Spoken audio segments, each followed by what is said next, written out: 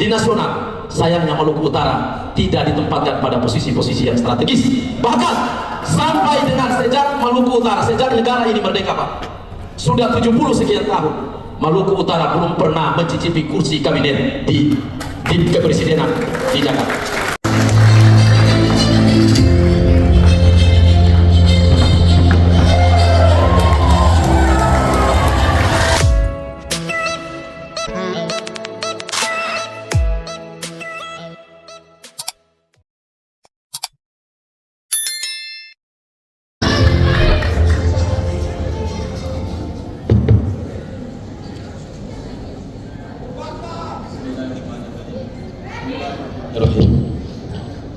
Assalamualaikum warahmatullahi wabarakatuh. Selamat pagi, salam sejahtera, salam. Yang kami hormati Bapak Wakil Ketua Dewan Pembina, sekaligus kami banggakan, terima kasih kami yang luar biasa kepada Bapak yang dengan kesibukan tentu telah berkenan hadir di provinsi kami yang jauh tentu dari ibu kota negara.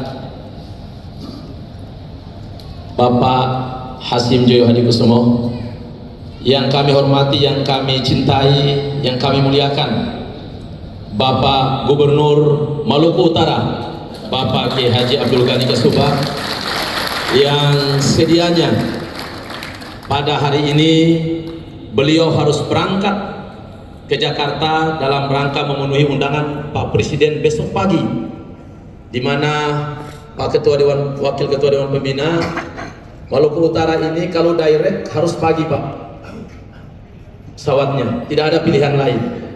Kalau transit via Makassar tibanya pasti malam, sementara acara beliau pagi, artinya beliau harus mengorbankan naik pesawat yang transit karena menghadiri acara Gerindra di hari ini.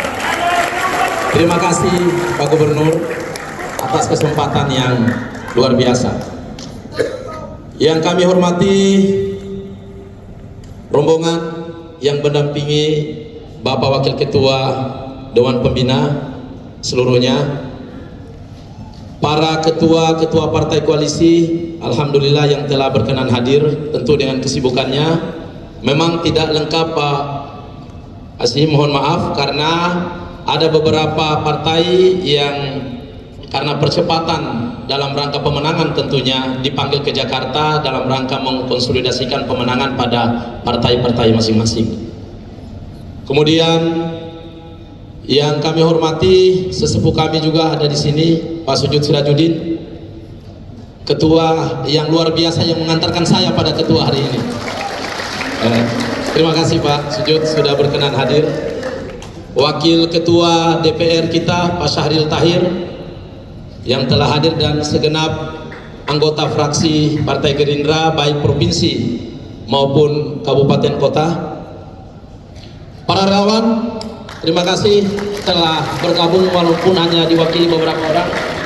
Terima kasih anak-anak muda milenial Gen Z yang telah bersusah payah dan tentu dengan kesibukan rela menjadi pemantau atau penyemangat kami pada Rakerda kali ini. Ketua Gembira Maluku Utara Bapak Haji Muhammad Tori Kasubag sekaligus calon anggota DPR kita, dan insya Allah akan terpilih sebagai perwakilan kita di Senayan sekaligus sebagai pemecah telur yang selama ini Maluku Utara belum pernah ada. Semoga beliau terpilih insya Allah. Yang saya hormati tentunya khusus dan sangat khusus seluruh ketua-ketua DPC, sekretaris-sekretaris DPC yang datang dari jauh hanya untuk menjemput rombongan dari Jakarta dan hadir menyemarakan Rakerda di hari ini. Terima kasih atas pengorbanan dan semangat saudara-saudara yang telah berupaya hadir, dan insya Allah saudara-saudara akan kembali dengan oleh-oleh yang baik-baik dari Pak Hasim maupun dari DPD insya Allah. Hadirin wal hadirat semua yang telah meluangkan waktu yang kami banggakan dan kami muliakan. Puji syukur kehadirat Allah Subhanahu wa Ta'ala atas limpahan karunia-Nya, tentu nikmat kesempatan, kesehatan, dan keafiatan, sehingga pada hari ini kita sempat dipertemukan bersua dalam ruangan yang insya Allah penuh berkah dalam mengejar cita-cita kemenangan. Di ruangan yang ini akan menjadi catatan kita mengantarkan Bapak Haji Prabowo Subianto dan Gibran Rakabuming Raka memimpin negara Republik Indonesia yang kita cintai.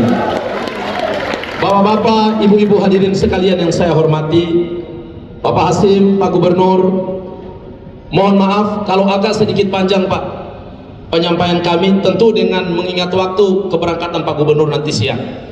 Karena bagi kami inilah kesempatan terbaik Pak. Kita ketahui bersama kalau Rapimnas kadang ketua DPD itu hanya diberi waktu 3-5 menit. Jadi karena ini mohon maaf, dengan tanpa mengurangi rasa hormat kami agak menyita waktu Pak. Sekaligus ini adalah curhatan kami sebagai oleh-oleh kami kepada Bapak untuk disampaikan ke DPP. Setuju? Baik. Yang pertama saya memohon maaf Pak, karena bandara kami dalam perbaikan. Karena Pak Gubernur begitu menggenjot pembangunan dan teman-teman di DPR, ya terutama dari fraksi Gerindra juga dan yang lainnya, bandara kami sekarang dalam pembangunan. Akhirnya tadi sempat salah Pak. Kita nunggunya di titik B, Bapak turunnya di titik A Pak, karena tidak ada pintu masuk dan pintu keluar yang disiapkan. Sekali lagi kami mohon maaf atas hal ini. Kemudian pertama Pak, saya ingin menyampaikan bahwa Maluku Utara yang dijuluki dengan Moloko Kiaraha, negeri para raja, para sultan, mencatatkan sejarah Pak, bahwa Pak Prabowo dalam setiap kompetisi telah memenang hat-trick di negeri yang kita cintai ini. 3 kali berturut-turut beliau menang di Maluku Utara.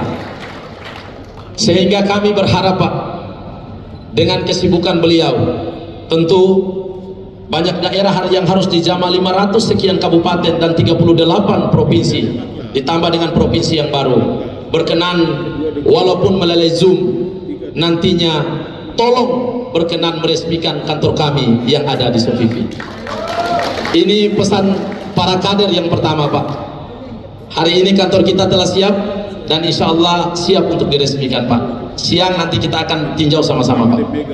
Itu yang pertama. Yang kedua Pak, seperti apa yang disampaikan oleh Ketua Panitia, bahwa jumlah DPT kami atau partisipasi pemilih kami jauh ketika dibandingkan dengan daerah Jawa. Mungkin kalau dikorelasikan, jumlah pemilih kami sama dengan kecamatan di daerah Jawa.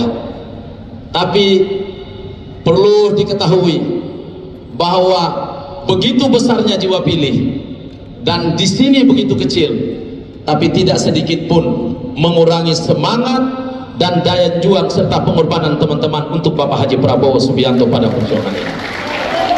Sehingga saya berharap Pak, dalam kontestasi ini Maluku Utara juga pasca pemenangan dan beliau dilantik menjadi presiden, diberikan hak-hak yang kalau boleh sedikit istimewa seperti daerah-daerah yang didapatkan oleh bangsa ini. Itu Pak.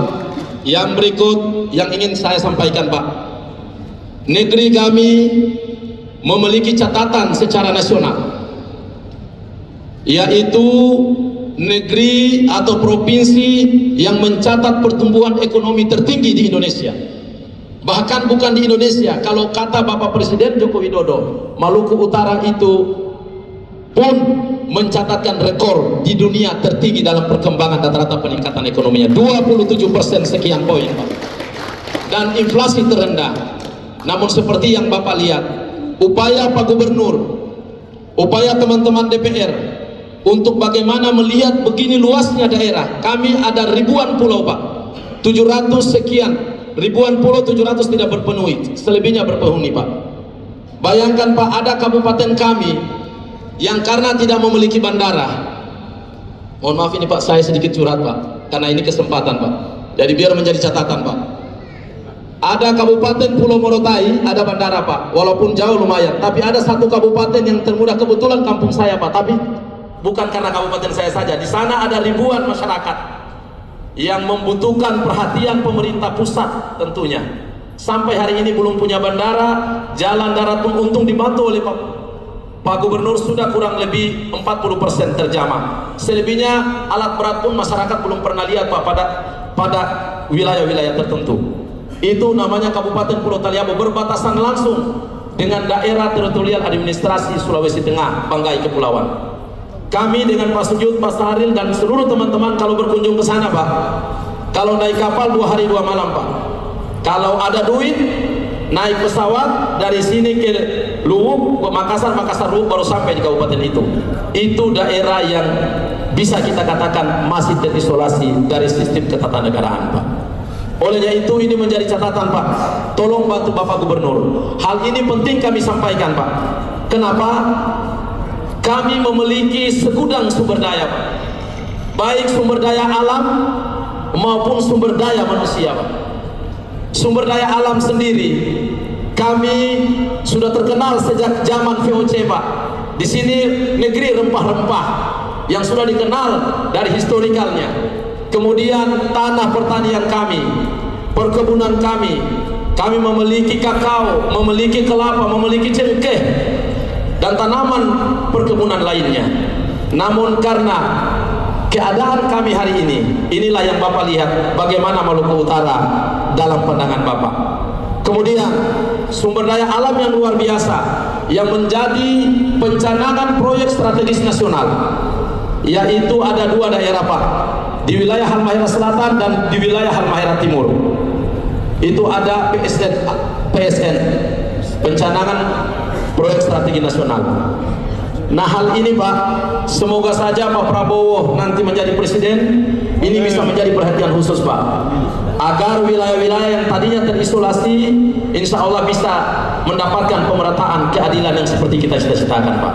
Amin. Sehingga Pak, saya menceritakan ini bagian dari curhatan hati para ibu-ibu, para pedagang, tentu para kader-kader inilah yang menerima informasi dari lapangan. Saya ingin sampaikan, tambang terbesar di Republik Indonesia ada di wilayah Sulawesi Tenggara, Papua, dan yang lebih lagi ada di Maluku Utara. Tapi dari alokasi APBN 3.061 triliun, sekali lagi saya ulangi, APBN kita di negara ini 3.061 triliun Pak. Pasti Bapak kaget kalau Bapak mendengar berapa yang dialokasikan disumbangsi besar sumber daya alam Maluku Utara ini terhadap negara, hanya 4,3 triliun Pak. Ini hal yang miris Pak, ini hal yang sangat menyedihkan kita. Tapi apalah daya, namun semangat kader meyakini kalau Pak Prabowo nanti terpilih, Maluku Utara akan menjadi negeri yang diprioritaskan dalam perhatian pemerintah pusat di daerah, insya Allah. Olehnya itu catatan-catatan ini, namun pun mungkin agak jenuh, harus kami sampaikan karena inilah kesempatan terbaik, karena kami tahu persis bahwa Pak Hasim ketika menyampaikan sesuatu di Pak Prabowo, insya Allah final pasti akan dilaksanakan. Kemudian Pak, yang berikut, kami memiliki segudang profesor, magister, hampir tidak ada tempat lagi di negeri ini saking banyaknya Pak. Dokter tidak bisa dihitung Pak. Tapi oleh ribuan strata di nasional, sayangnya Maluku Utara tidak ditempatkan pada posisi-posisi yang strategis. Bahkan sampai dengan sejak Maluku Utara, sejak negara ini merdeka Pak, sudah 70 sekian tahun Maluku Utara belum pernah mencicipi kursi kabinet di kepresidenan di Jakarta. Kami pernah pada masa Orde Baru ada yang namanya Bung Abdul Ghafur, itu pun bukan representasi dari Maluku Utara Pak, beliau dari Aceh saat itu Pak. Olehnya itu besar harapan kami, dan ini titipan dari sumber daya manusia, titipan dari semua yang terpapar, titipan dari kejanggalan, dari ketimpangan, dari kesenjangan negara ini. Insya Allah Pak, kami bermohon kepada Bapak, kalau Pak Prabowo nanti terpilih menjadi presiden, tolong saat inilah Maluku Utara diproyeksikan duduk dalam kursi kabinet. Paling tidak kita ada 1-2 orang yang harus menjadi menteri di kabinet Pak Prabowo nantinya, insya Allah. Sekali lagi ini Pak, ini pesan harus setuju. Iya, monitor setuju moni yang bisik kita di luar tadi. Mohon maaf Pak Hasim, tadi mereka bilang kesempatan minta ini sudah ada lain lagi katanya. Jadi harus saya sampaikan Pak, walaupun nanti Bapak marah saya di kamar tidak masalah Pak. Demi mereka, insya Allah saya akan berjuang bersama-sama mereka di garda terdepan. Partai kita saya sadar partai yang keras. Partai kita adalah partai yang tegak lurus. Kalau tidak, iya. Olehnya itu saya pun mengharapkan kepada para kader, kalau Pak Hasim telah mengakomodir apa yang menjadi catatan kita, jangan pernah ada pengkhianatan dalam perjuangan ini. Jangan pernah ada double agent, triple agent atau yang selebihnya. Saya sampaikan, Pak Hasim sudah mencatat poin to poin yang menjadi pesan dari saudara. Kekompakan, soliditas adalah semangat kita untuk mengantarkan Bapak Haji Prabowo dan Gibran Raka Buming Raka ke presiden dan wakil presiden nanti. Jadi kepada semua teman-teman, akan banyak hal tentunya yang akan disampaikan oleh wakil ketua Dewan Pembina kita. Saya pun ingin menyampaikan pesan Pak, bahwa kami memang ada beberapa kabupaten, ada 1 kabupaten yang belum memiliki perguruan tinggi. Semua masih menggunakan sistem kelas jauh Pak. Sehingga ini juga menjadi atensi khusus, karena walaupun dengan sumber daya manusia yang hari ini mumpuni, kami terus berpacu dalam rangka pengembangan intelektual sumber daya manusia kami Pak. Dari sektor pendidikan sangat penting Pak. Kekurangan guru tentunya akan menjadi respon tertentu Pak. Ada bayangkan Pak, kabupatennya saja 2 hari 2 malam, bagaimana di daerah yang pegunungan Pak, itu bisa dicapai 3-4 malam dalam berjalan kaki pada daerah terpencil di wilayah sana. Dan tapi alhamdulillah ada saja guru-guru yang mengabdi dengan ketulusan dan keikhlasan mereka. Dan kemudian dari kesehatan Pak, kami memang memiliki rumah sakit yang telah dibangun oleh Pak Gubernur, namun tentunya dengan rentang kendali wilayah yang per kabupaten, hampir 1 kabupaten itu 1 pulau Pak, yang terpisah dari ibu kota provinsi, maka sentuhan dari sektor kesehatan pun itu menjadi penting. Itu saja kira-kira yang ingin saya sampaikan kepada Bapak dalam kesempatan yang berbahagia ini. Jadi kami menyimpulkan Pak, karena kami nomor urut 2 Pak, sehingga kami menyimpulkan apa yang menjadi pesan dari para kader, titipan dari emak-emak, titipan dari Gen Z, generasi milenial, titipan dari seluruh simpatisan dan kader di bawah untuk Bapak, dan disampaikan Pak Prabowo hanya 2 Pak. Yang pertama, tolong pengalokasian APBN ketika Bapak Prabowo terpilih, Maluku Utara jangan lagi hanya 4,3 triliun Pak. Itu pertama Pak. Yang kedua, dengan segudang sumber daya alam yang tentu bagian dari inspirasi Paradoks Indonesia. Kami mengambil inspirasi dari buku Pak Prabowo, Paradoks Indonesia, yang menceritakan secara detail manfaat dari pasal 33, bumi, air, dan kekayaan alam di dalamnya dikuasai oleh negara dan dimanfaatkan sebesar-besarnya bagi kemaslahatan umat. Disinilah Pak, kami berharap dengan daya dorong sumber daya alam dan ketersediaan sumber daya manusia kami berharap pesan yang kedua, tempatkanlah putra-putra terbaik atau putra-putri terbaik Maluku Utara ketika Pak Prabowo menjadi presiden sebagai menteri dalam kabinet beliau nanti. 2 catatan ini kiranya sudah menjadi kepuasan, dan insya Allah mereka sudah tidak akan lagi mengeluh ketika mencetak hat-trick Pak, memenangkan Prabowo 3 kali. Bahkan dengan catatan ini, insya Allah dengan berdoa kepada Allah Subhanahu Wa Taala dan semangat soliditas tentu bersama-sama partai koalisi, kita akan mencatat sejarah 4 kali berturut-turut memenangkan Bapak Haji Pak Prabowo Subianto di negeri yang kita cintai. Itu saja Bapak Gubernur minta maaf kalau akhirnya saya harus menceritakan tentang Maluku Utara sepintas, karena inilah kesempatan kami dalam rangka bargaining position. Apa yang disampaikan oleh partai koalisi, Pak Ketua adalah ketua tim, kami hanya titip saja, tolong kemenangan Pak Prabowo insya Allah kita akan berbuat yang terbaik, tapi apa yang akan didatangkan oleh Maluku Utara itu pun sangat penting bagi negeri yang kita cintai ini. Itu saja kira-kira saudaraku, Pak Wakil Ketua Dewan Pembina, Pak Gubernur, dan seluruh teman-teman yang hadir, terima kasih.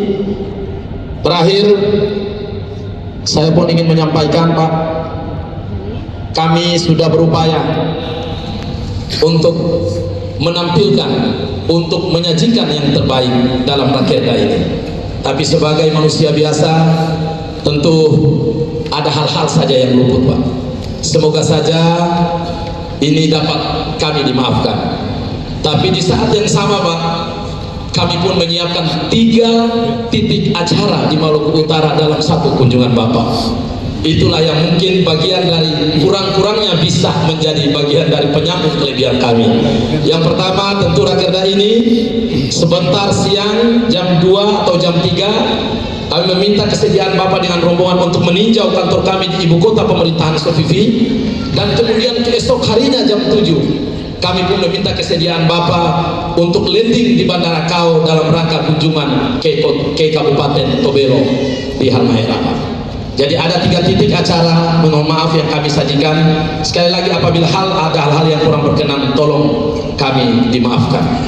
Itu saja saya kira teman-teman. Kalau masih ada pesan-pesan untuk Wakil Ketua Dewan Pembina Pak Hasim, nanti pakai catatan saja. Insya Allah saya masih panjang perjalanan. Kalau beliau berkenan, saya akan mendampingi beliau ke Ambon untuk bisik-bisik tetangga nantinya di pesawat. Jadi seperti itu saja. Sekali lagi, lebih dan kurangnya saya mohon maaf. Kalaupun ada benarnya, datangnya dari Allah Subhanahu Wa Taala.